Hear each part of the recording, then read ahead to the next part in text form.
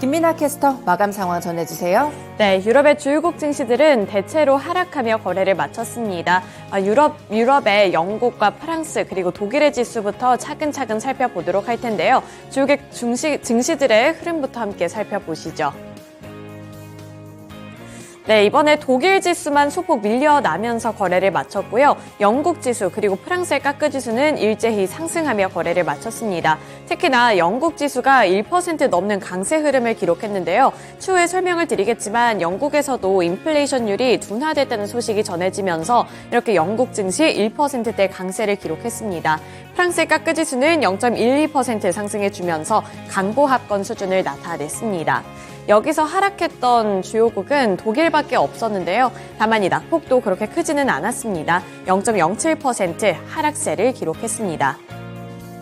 이날 투자자들의 시선은 이제 영국의 인플레이션 지표로 향했는데요. 영국에서 11월 CPI 상승률이 발표가 됐는데 전년 대비 3.9%로 집계가 됐습니다. 이는 지난 2021년 9월 이후에 가장 낮은 수준을 기록한 건데요. 로이터 통신이 집계했던 전문가의 기대치인 4.4%도 큰 폭으로 밑도는 수준이기 때문에 영국에서도 인플레이션과 관련되어 있는 부담을 한시름 덜었다라는 평가와 함께 영국 지수 1% 넘게 올라줬습니다. 이어서 국제 유가도 확인해 보겠습니다. 국제 유가는 0.2%로 소폭 조정을 받았습니다. 73달러 선까지 밀려 내려가는 흐름이 나타났는데요. 우선 유가와 관련해서는 여러 가지 이슈를 체크해 보셔야겠습니다. 저는 미국의 원유 생산량이 역대 최대치를 기록했다고 하면서 이렇게 어느 정도 또 상승해주는 모습이 나타나기도 했었는데요. 미국의 에너지 정보청에 따르면 20일로 끝난 이 한 주간 원유 재고는 전주 대비 290만 9천 배럴 늘어난 것으로 집계가 됐습니다. 이렇게 늘어나게 되면서 결국에는 4억 4,368만 2배럴로 집계가 됐는데요. 이렇게 원유 생산량이 많이 늘어났다, 역대 최대치를 기록했다는 소식에 장중에 상승하기도 했지만 지정학적인 리스크가 어느 정도 진정되는 기미가 보이면서 막판에 가서는 이렇게 탄력이 둔화되는 흐름이 나타나기도 했습니다.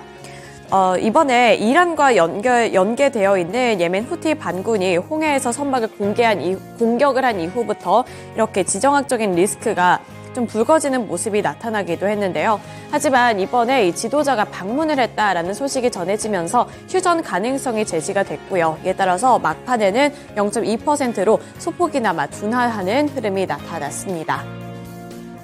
네, 이어서 금 가격도 확인해 보겠습니다. 금 가격 0.54% 소폭 조정받으면서 2,041달러 선까지 밀려났습니다. 네, 이렇게 원자재 가격과 함께 유럽 증시 마감 상황 전달해 드렸는데요. 이어서 미국 증시 마감 상황은 SH 인베스트먼트 김선영 연구원 통해서 들어보겠습니다. 연구원님 안녕하세요. 네, 안녕하십니까. 네, 지난밤 미국 증시 분위기 궁금합니다. 어떻게 마감 지었을까요? 예, 지난 9거래일 연속 상승에 따른 부담감이 커지면서 오늘 뉴욕 증시는 큰 악재 없이 하락 마감됐으며 지수별로는 다우지수가 0.26%, S&P 500은 1.47, 내스닥이 1.5%, 러셀 2000은 1.89%의 하락으로 각각 거래를 마쳤습니다. 택배업체 페덱스가 부진한 실적으로 급락한 데 이어 개정 전에 발표된 11월 기존주택 매매 지표와 12월 소비자 신뢰지수가 예상을 상회한 점이 시장에 부담으로 작용했던 하루였는데요. 부동산 중개인 협회에 따르면 11월 미국 내 기존주택 판매는 전달 대비 0.8%가 늘어난 382만 건으로 예상치였던 380만 건을 상회하면서 중위 가격 역시 38만 7,600달러로 전년 동월 대비 4%가 급등해 5개월 연속의 상승세를 지속한 것으로 나타나고 있습니다. 또한 컨퍼런스 보드에 따르면 12월 미국의 소비자 신뢰지수가 110.7로 집계돼 전달 수정치였던 100일보다 큰 폭으로 상승하면서 시장 예상치였던 104.5를 상회했고 특히 12월 중 기대지수가 85.6으로 나타나 전달 대비 크게 올랐는데요. 이 지수가 80을 밑돌 경우 1년 안에 경기 침체가 올 수 있다는 의미로 해석되고 있으며 80을 넘게 되면 소비자들의 기대 심리가 낙관적으로 변했다는 의미로 해석되고 있습니다. 오늘 시장에서 대부분의 업종이 하락했던 가운데 벤치마크인 10년 만기 국채금리는 전일 대비 하락한 3.877%, 달러 인덱스는 0.3%의 상승으로 거래를 마쳤습니다. 실적 부진을 이유로 주력 플랫폼 사업인 타오바오와 티모를 포함한 중국 전자상거래 사업 부분 총 책임자를 교체한다고 밝힌 중국의 전자상거래 기업인 알리바바의 주가가 오늘 2.7% 하락해 73달러 35센트의 거래를 마쳤습니다. 알리바바는 그룹의 핵심 사업인 이 부분을 에디오 CEO가 이끌도록 했다고 발표했는데요. 오 CEO는 지난 9월 데니얼 장의 뒤를 이어 그룹 CEO 자리에 올랐으며 지난 5월 이후 타오바오와 티몰의 회장을 맡고 있으며 장용 정 CEO가 급작스럽게 자리를 내려놓은 사업 부서인 클라우드 인텔리전스 그룹 회장 및 CEO 대행도 경임하고 있습니다. 블룸버그는 또한 알리바바가 최근 인사를 통해 마윈이 창립 멤버 18명 중 1명이며 풍부한 경험을 바탕으로 중국 상거래 부분을 이끌던 다이산을 물러나게 했다고 전했는데요. 다이산은 지난해 타이바오와 티몰의 관리를 맡았으며 올해 알리바바의 중국 전자 상거래 부분은 전체 매출의 40% 이상을 차지한 바 있었습니다. 월스트리트저널지가 미국 상업용 부동산 시장이 재택근무 확산에 따른 수요 감소와 고금리로 인해 올해 힘든 시간을 보낸 가운데 내년에도 사무실의 공식률이 늘어나면서 부실 위험이 커질 것이라고 예측하고 있습니다. 신문은 상업용 부동산 정보 분석 업체인 코스타의 자료를 인용해 미국의 사무실 공식률은 11월 기준 13.6%로 코로나19 팬데믹 이전에 2019년 말 9.4%보다 4.2%포인트 증가했고 내년 말에는 15.7%, 2026년 말에는 17%를 넘어서면서 정점을 찍을 것으로 예상했는데요. 코스타 측은 사무실 임대 계약의 절반가량은 팬데믹 이전에 체결된 것이라면서 만료 시점이 도래되지 않았기에 앞으로 공실률이 더 높아질 수 있다며 향후 기업들은 임대 계약을 갱신하든 이전하든 할 텐데 현재 점유하고 있는 것보다 더 적은 공간을 임대하게 될 것이라고 전망했습니다.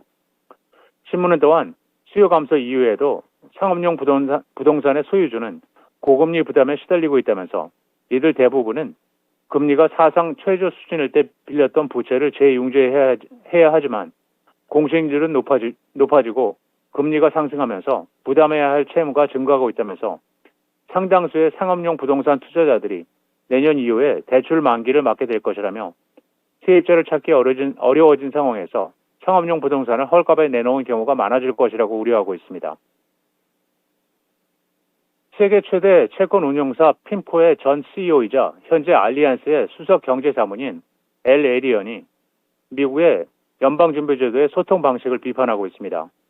그는 블룸버그와의 인터뷰를 통해 연준이 시장과의 의사소통에 실패하고 있다면서 지나친 금리 인하 기대감에 따른 인플레이션 재발이 우려된다고 지적하고 있는데요.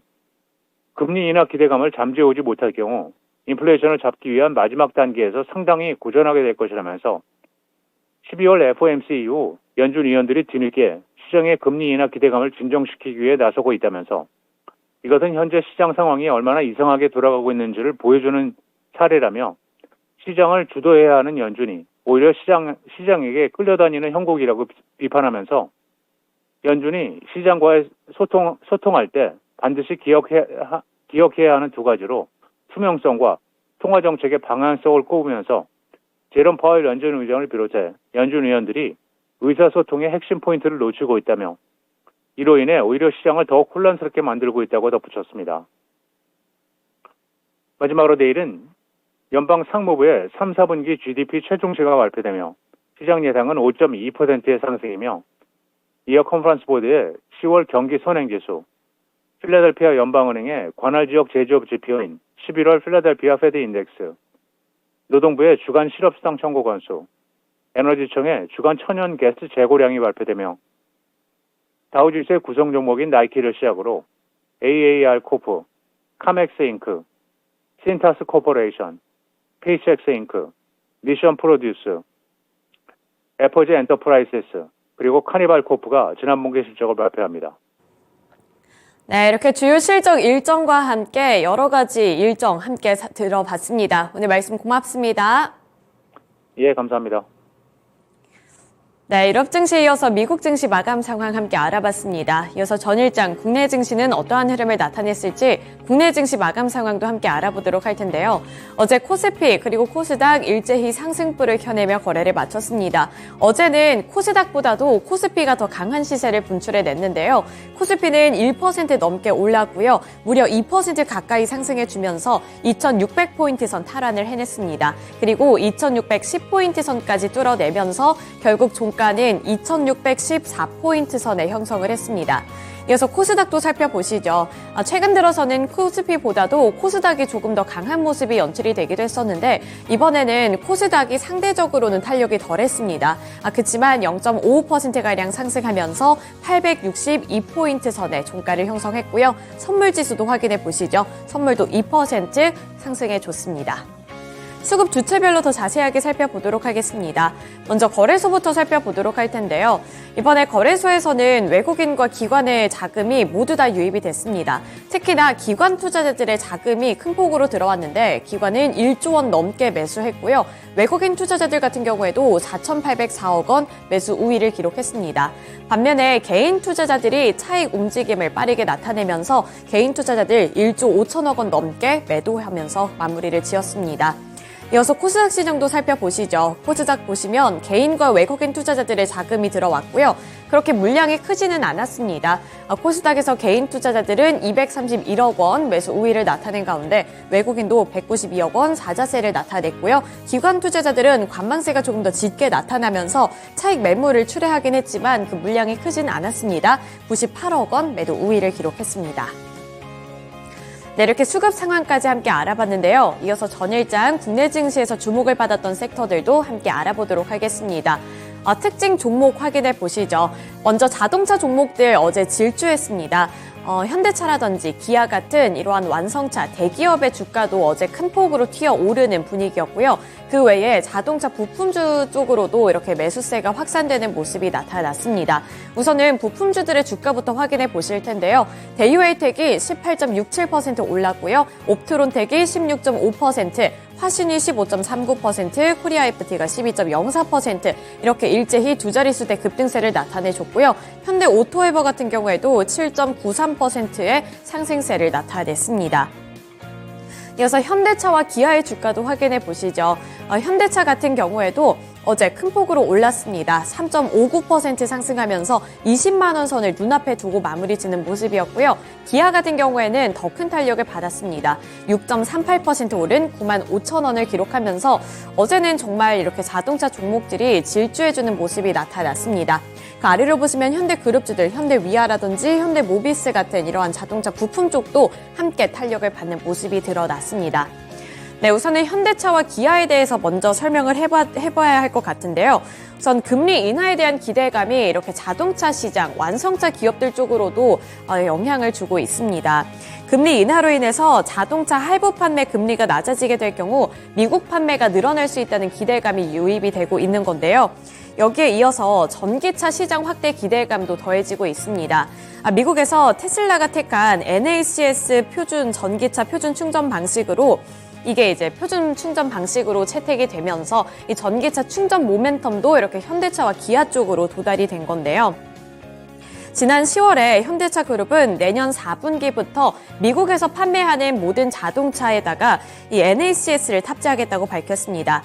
미국에서 판매하는 이제 전기차에 이러한 표준 방식을 탑재하겠다고 밝히면서 북미 지역에 있는 테슬라 충전소인 슈퍼차저를 이 현대차 그리고 기아차로도 이용할 수 있게 하겠다라는 점을 밝혔는데요. 따라서 이러한 수혜도 예상이 된다는 분석과 함께 기아와 현대차 쪽으로도 매수세가 강하게 들어왔습니다. 그리고 이 현대차와 기아하면 시장 점유율에 대한 이야기를 빼뜨릴 수가 없는데요.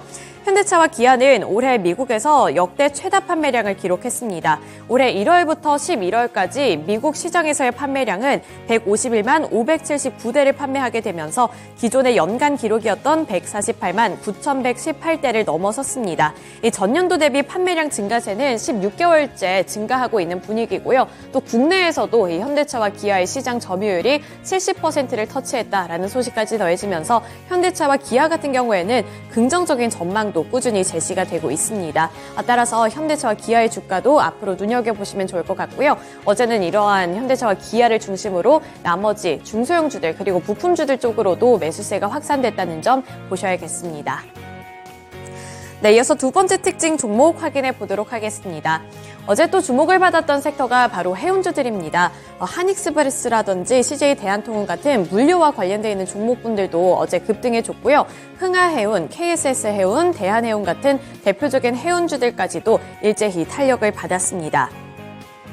이 홍해 해협 내의 예멘 반군의 화물 선박 공격과 함께 이 가뭄에 따른 파나마 운항, 통항 제한 등 해상물류 차질과 관련해서 우려감이 더욱더 커지고 있습니다. 이 홍해에서 선박을 공격한다라는 소식이 전해짐에 따라 해운주들이 급격하게 탄력을 받기 시작했는데 이로 인해서 물류 대란이 일어날 수 있다는 우려감까지 더해지면서 어제 이렇게 CJ 대한통운이라든지 한익스프레스 같은 종목분들도 급등해주는 모습이 나타났고요. 한익스프레스 같은 경우에는 또 개별적인 이슈가 있었다는 점도 체크를 해보시면 좋을 것 같습니다.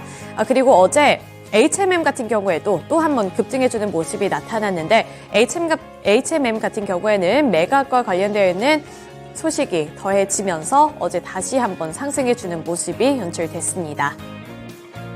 네, 이어서 마지막 특징 종목 확인해 보겠습니다. 마지막 특징 종목으로는 태양광 에너지 종목분들 확인해 보도록 할 텐데요. 태양광 종목들 보시면 HD 현대에너지솔루션 그리고 하나솔루션이 대표적인 종목이겠습니다. 최근 들어서 급등해주기 시작했고요. 이 HD 현대에너지솔루션 같은 경우 어제 10% 넘는 강세를 기록하면서 29,350원을 터치했고요. 하나솔루션 같은 경우 8.8% 오른 37,700원을 터치했습니다. 어제 국내 증시를 이렇게 쭉 한번 둘러보시면 그 전거래일 미국 증시에서 이 태양광 에너지 종목들 그리고 신재생 에너지 종목들이 탄력을 받았습니다. 글로벌 IB 측에서도 이제는 신재생 에너지 종목들이 고개를 들 때다라면서 긍정적인 평가를 이어오고 있는데 따라서 국내 증시에서도 이렇게 태양광 에너지 종목들 쪽으로 매수세가 들어왔고요. 특히 금리 인하라는 모멘텀이 크게 작용하고 있는 섹터 중에 하나가 바로 이 신재생 에너지 종목들입니다. 그리고 그 안에서도 이런 태양광주들이 주목을 받고 있다는 점 눈여겨보시면 도움되겠습니다. 네, 이렇게 전일장 국내 증시 마감 상황까지 함께 알아봤고요. 지금까지 글로벌 증시 마감 시황이었습니다.